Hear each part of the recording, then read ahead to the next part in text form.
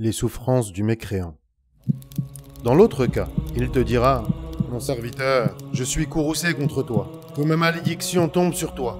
Je ne te pardonnerai pas la monstruosité de tes actes. Je n'agréerai de toi aucune de tes œuvres. » Il te tiendra ses propos au sujet de certains de tes grands péchés. « Les reconnais-tu » Il répondra « Oui, par ta puissance. » Il te dira plein de courroux « Par ma puissance, tu n'échapperas pas, avec eux, à mon châtiment. » Il appellera les gardiens de l'enfer et dira « Prenez-le, prenez-le. » Que penseras-tu alors quand Dieu le puissant, le glorieux, dira cela avec sa parole majestueuse et auguste? Imagine qu'il ne te pardonnera pas, ainsi que tu viens de l'entendre de lui, le Tout-Puissant, le glorieux, ayant prononcé ce refus avec colère. Voilà alors que les gardiens de l'enfer se précipiteront sur toi, et, de leurs paumes énormes, te traîneront entouré de flammes. Ils seront, eux-mêmes, en colère à cause du courroux de Dieu, le puissant, le glorieux, contre toi, redoublant de violence et de dureté à ton encontre. Aussitôt qu'il donnera l'ordre, tu sentiras le dur contact de leurs énormes paumes sur ta nuque et ton cou. Imagine l'énormité de leurs paumes quand ils te saisiront par le cou avec violence. Ils chercheront à se rapprocher de Dieu, le Tout-Puissant, le glorieux, en te châtiant et en te mettant dans la déchéance. Imagine-toi, entraîné, avili, certain de ta perte alors que tu seras entre leurs mains. Tu seras emporté vers le feu, ton visage noirci. Tu franchiras les rangs des créatures, ta face noircie, ton livre dans la main gauche, et tu crieras ta perte et ton malheur. L'ange te saisira par le bras en disant « Un tel, fils d'un tel est affligé et ne connaîtra jamais plus le bonheur. Il te fera savoir que tu es l'objet de sa colère et sa malédiction. Tu seras complètement déshonoré devant ces créatures. Il aura dénoncé la bonne opinion de ceux qui pensaient du bien de toi, confirmé les accusations de ceux qui t'accusaient. Il est possible qu'il ait fait cela de toi parce que tu as faim de lui obéir devant ses serviteurs, recherchant auprès d'eux un haut rang au prix de ta ruineuse position et de ta dignité auprès de lui.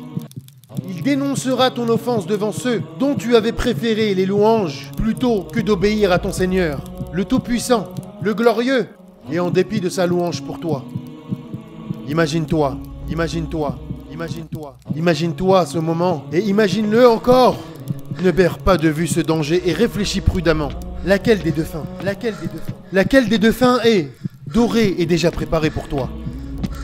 Ka'b a dit, en vérité, pour cet homme, il a été ordonné qu'il soit conduit en enfer, et 100 000 anges s'accourront vers lui.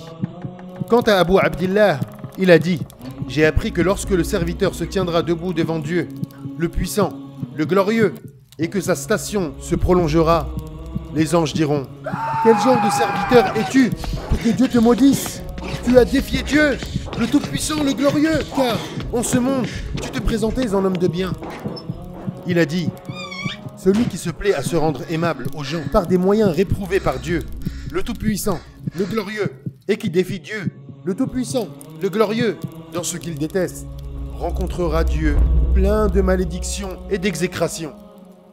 Puis, Abu Abdullah a dit en citant ce hadith, par Dieu, le Tout-Puissant, le glorieux, je ne suis point, au soir de ma vie, désespéré ni pour moi, ni pour vous, alors que le pont, avec ses secousses et les faux pas qu'il provoque, se trouve devant toi. Imagine l'effroi de ton cœur lorsque tu entr'ouvriras l'œil et tu verras ce pont, enfilé et glissant, au-dessous duquel les vagues de chaleur de la Jahannam palpiteront. Quel spectacle atroce et terrifiant! Tu sais que tu le chevaucheras, portant ton regard sur la noirceur de la Jahannam, au-dessous de lui. Tu écouteras, venant de ses profondeurs, le grognement de ses vagues et son bouillonnement tumultueux. Les anges diront alors, « Notre Seigneur, qui veux-tu que nous fassions traverser sur ce pont ?» Quant à toi, tu crieras, « Notre Seigneur, sauve-nous, sauve-nous !» Quand tu regarderas ce pont exécrable, tu entendras l'appel, « Engagez-vous sur la terre blanche, la terre sans sommeil !» Tu l'auras à peine senti qu'elle sera soulevée au-dessous de toi et sous les créatures pour être changée et remplacée par une terre argentée. Voilà alors les créatures dispersées sur une terre d'une blancheur argentée. Puis, tu verras ce pont effroyable et tu entendras, tout comme les autres créatures, ce nouvel appel. Engagez-vous sur le pont! Imagine les palpitations et la frayeur de ton cœur alors qu'on vient de te dire « Engage-toi sur le pont! Engage-toi sur le pont! Engage-toi sur le pont !» De frayeur et d'effroi, ton esprit s'envolera. Puis, tu lèveras l'un de tes pieds pour monter sur le pont.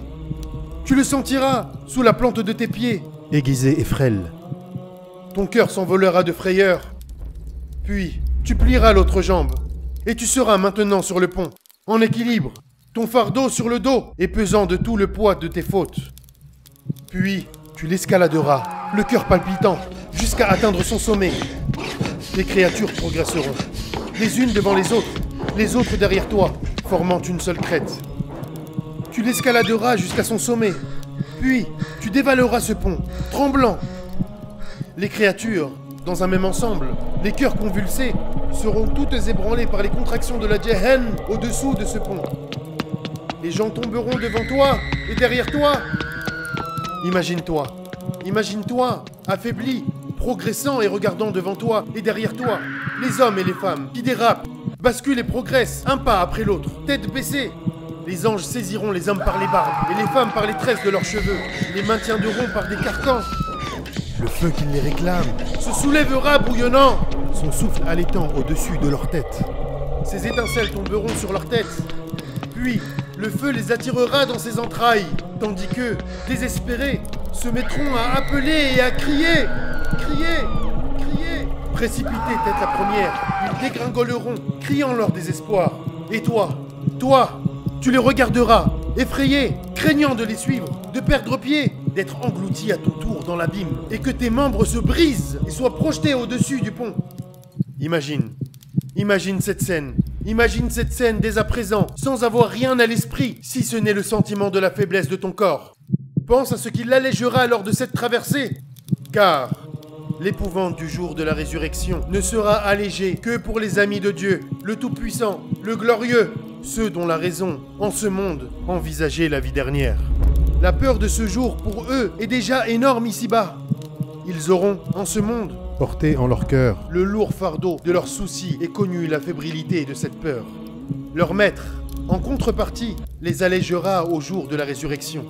Impose donc à ton cœur cette vision, la peur et l'angoisse qu'elle engendre, car Dieu, pour toi, les allégera et les minimisera au jour dernier, ayant décrété pour lui-même ne pas réunir contre ses amis crainte en ce monde et dans l'autre, et dans l'autre, et dans l'autre.